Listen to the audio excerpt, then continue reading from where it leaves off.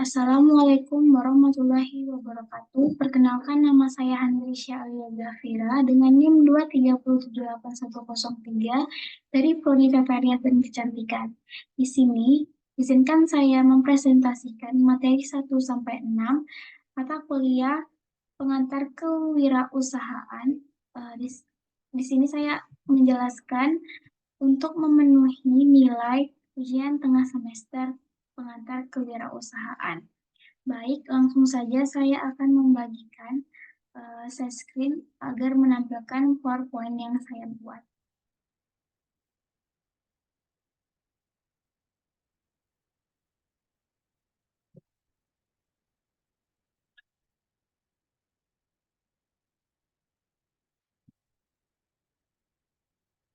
Baik, langsung saja ke materi yang pertama, yaitu ada prinsip dasar kewirausahaan. Di sini saya akan menjelaskan yang pertama, wirausaha, pengertian wirausaha.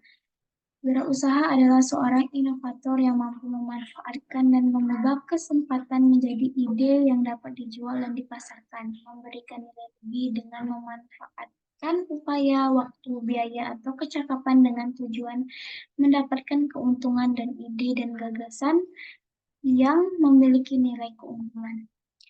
Yang kedua itu ada kewirausahaan atau entrepreneurship yang merupakan suatu ciri dan watak seorang yang memiliki kemampuan mewujudkan gagasan kreatif dan inovatif yang dijadikan dasar dalam menghadapi tantangan hidup.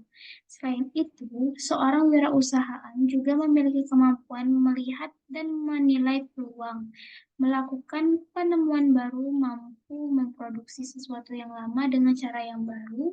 Sebagai seorang inovator, yang memiliki kemampuan menilai dan melihat peluang pasar. Selanjutnya, terdapat karakteristik yang harus dimiliki seorang wirausaha, yaitu memiliki komitmen tinggi, disiplin, percaya diri, pantang menyerah, memiliki kreativitas tanpa batas, jujur, berani mengambil resiko, selalu bekerja keras dan kerja cerdas, mampu bekerja sama dengan orang lain, yang terakhir berorientasi pada masa depan. Selanjutnya, terdapat keuntungan dalam wirausaha. Yang pertama, keuntungan dalam wirausaha yaitu dapat menjadi seorang pemimpin dan bukan menjadi bawahan yang dipimpin. Yang kedua, dapat mewujudkan ide-ide dan gagasan, dapat berkreasi, mengembangkan ide yang dimiliki, mendapatkan pendapatan yang tidak terbatas dan pendapatan yang teratur sesuai perkembangan usaha. Yang terakhir itu pastinya kita akan menjadi mandiri. Tetapi di dalam wirausaha terdapat kerugian. Kerugian itu dapat seperti terdapat kita akan mendapatkan resiko yang besar untuk usaha yang kita jalani atau kita lakukan. Yang kedua, harus bekerja keras dengan waktu atau jam yang bekerja tidak dapat ditentukan.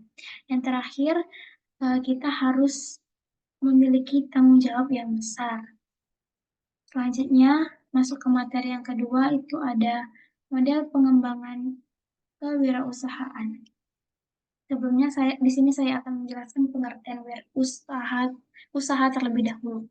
Usaha adalah melakukan kegiatan secara tetap dan terus-menerus dengan tujuan memperoleh keuntungan, baik yang diselenggarakan oleh perorangan maupun badan usaha yang berbentuk badan hukum atau tidak berbentuk badan hukum, yang didirikan dan berkedudukan di suatu daerah dalam suatu negara. Selanjutnya, terdapat tahapan pengembangan usaha. Yang pertama, memiliki ide usaha awal, penyaringan ide atau konsep, pengembangan rencana usaha atau business plan, dan yang terakhir, implementasi rencana usaha dan pengendalian usaha. Selanjutnya, terdapat jenis-jenis strategi pengembangan usaha.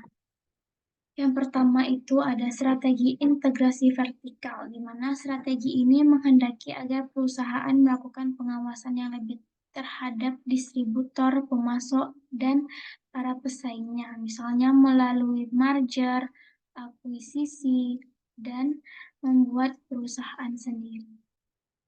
Yang kedua itu ada strategi intensif, di mana strategi ini memerlukan usaha-usaha yang intensif untuk meningkatkan posisi persaingan perusahaan melalui produk-produk yang ada. Yang ketiga itu strategi diversifikasi, di mana strategi ini dimaksudkan untuk menambah produk-produk baru. Strategi ini makin kurang populer, paling tidak ditinjau dari sisi tingginya tingkat kesulitan manajemen dalam mengendalikan aktivitas perusahaan yang berbeda-beda. Dan yang terakhir itu ada strategi bertahan, di mana strategi ini bermaksud agar perusahaan melakukan tindakan-tindakan penyelamatan agar terlepas dari kerugian yang lebih besar, yang pada ujungnya mengakibatkan usaha yang kita buat akan menjadi bangkrut. Yang ketiga itu ada materi strategi kewirausahaan. Dalam strategi kewirausahaan terdapat strategi pengolahan usaha, di mana yang pertama berada pertama di pasar dengan produk atau jasa yang baru. Yang kedua, posisikan produk dan jasa baru tersebut pada relung pasar yang tidak terlayani. Yang ketiga, fokuskan barang dan jasa pada relung yang kecil tetapi bisa bertahan. Yang keempat, mengubah karakteristik produk, pasar, atau industri. Dan yang terakhir itu ada pertahanan bersaing. Yang kedua itu strategi pemasaran. Yang pertama penetrasi pasar, di mana dengan memperbesar volume penjualan dan periklanan. Yang kedua pengembangan pasar, yaitu peningkatan penjualan dengan pengenalan produk pada pasar baru. Yang ketiga pengembangan produk, di mana modifikasi produk yang sudah ada untuk meningkatkan penjualan. Yang keempat ada segmentasi pasar, yaitu pemasaran produk berdasarkan segmennya. Yang keempat ada etika bisnis dalam wirausaha. Menurut Zimmerer, etika bisnis adalah suatu kode etik perilaku pengusaha berdasarkan nilai-nilai moral dan norma yang dijadikan tuntunan dalam membuat keputusan dalam memecahkan persoalan-persoalan yang dihadapi.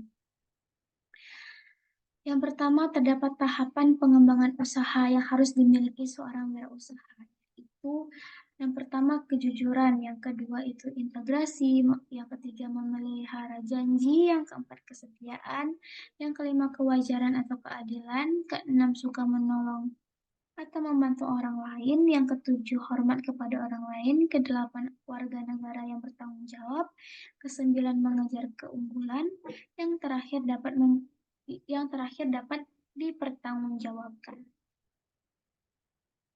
Adapun cara mempertahankan standar etika dalam usaha yaitu ciptakan kepercayaan perusahaan, kembangkan kode etik, jalankan kode etik secara adil dan konsisten, lindungi hak perorangan, adakan pelatihan etika, lakukan audit etika secara periodik, pertahankan standar yang tinggi tentang tingkah laku, dan jangan hanya pertahankan aturan saja. 8. Hindari contoh etika yang tercela. 9. Ciptakan budaya yang menekankan komunikasi dua arah. Dan yang terakhir, karyawan dalam mempertahankan standar. Yang kelima itu ada kewirausahaan sosial. Kewirausahaan sosial adalah sebuah konsep yang memperkenalkan pola pikir tentang penciptaan nilai sosial, kombinasi dari kewirausahaan dan nilai-nilai sosial, membawa perubahan dalam pola pikir masyarakat yang pada awalnya hanya berorientasi pada keuntungan semata, menjadi bentuk kepedulian sosial dengan menginvestasikan keuntungan yang didapat untuk mengatasi permasalahan sosial yang ada pada masyarakat. Yang inovasi sosial. Inovasi sosial dapat didefinisikan sebagai ide-ide baru yang mengaruh ke pertumbuhan yang dinamis serta adanya keuntungan bagi organisasi. Hal ini disampaikan oleh Peter F. Drucker di dalam bukunya yang berjudul Innovation and Entrepreneurship.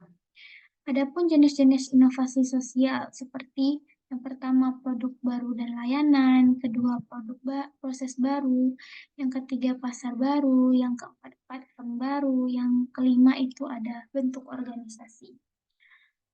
Eh, Materi yang terakhir itu kewirausahaan di era revolusi 4.0. Di era revolusi industri di di era revolusi industri 4.0, para wirausaha dapat menggunakan teknologi informasi sebagai alternatif bisnisnya. Sebagai contoh, jika saja saya mempunyai barang bekas atau barang yang tidak saya pakai lagi, saya akan dengan mudah dapat menjualkannya dan memasukkan barang yang tidak saya pakai tersebut ke dalam website penjualan online seperti Kaskus, Facebook, Tokopedia, Bukalapak, Shopee, OLX, dan lain sebagainya. Masih banyak lagi website penjualan online. Baik, dari keenam materi tersebut dapat disimpulkan dengan memahami definisi kewirausahaan, model pengembangan kewirausahaan, strategi kewirausahaan, etika bisnis dalam berwirausaha, kewirausahaan sosial, dan kewirausahaan di era revolusi industri 4.0, kita dapat mempersiapkan diri jika ingin membuka dan tidak lagi tersesat jika akan mendirikan suatu usaha. Baik, terima kasih. Eh, Terima kasih sudah mendengarkan presentasi yang dapat saya sampaikan. Jika presentasi yang saya sampaikan masih kurang dan belum jelas, mohon dimaklumi. Itu saja yang dapat saya sampaikan. Saya mohon maaf jika ada kekurangan. Wabillahi taufiq wal hidayah. Wassalamualaikum warahmatullahi wabarakatuh.